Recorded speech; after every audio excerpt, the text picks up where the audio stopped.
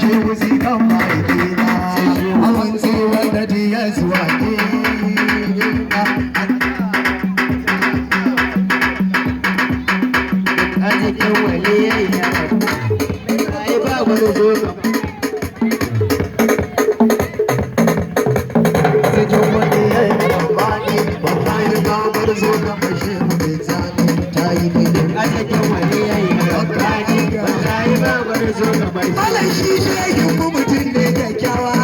amma kyan sufar sa bai iya misaltawa ya ji hausawa sun kasi son kowa don wanda ya rasa shi ne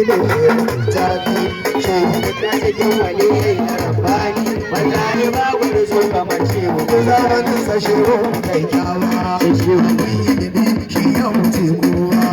Allahu ubangiji ya yi mai baiwa dan shekarun sa bakwai ya haddace Qur'ani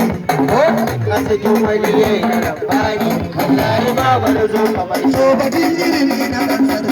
Allah kai dan ba amsa wani cewa tijani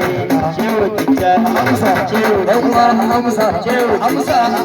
cewa amsa matafa cewa tijani banci ba tijani banci ba tijani samari cewa tijani yan mata cewa tijani tijai da tsofaffi tun da kuke so amsa wali ahmad sharifu taki zikan ma'aiki manyan masantiya manyan masantiya manyan saniya saniya zikan kairul amina waliyillah waliyillah waliyillah sannan ganna sannan ganna shi zai mawaka shi zai mawaka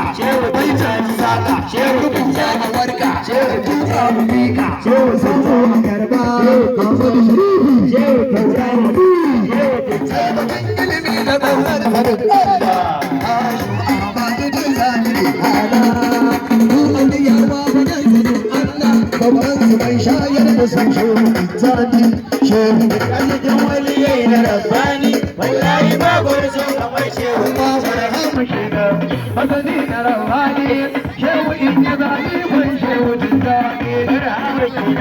masani na rabbani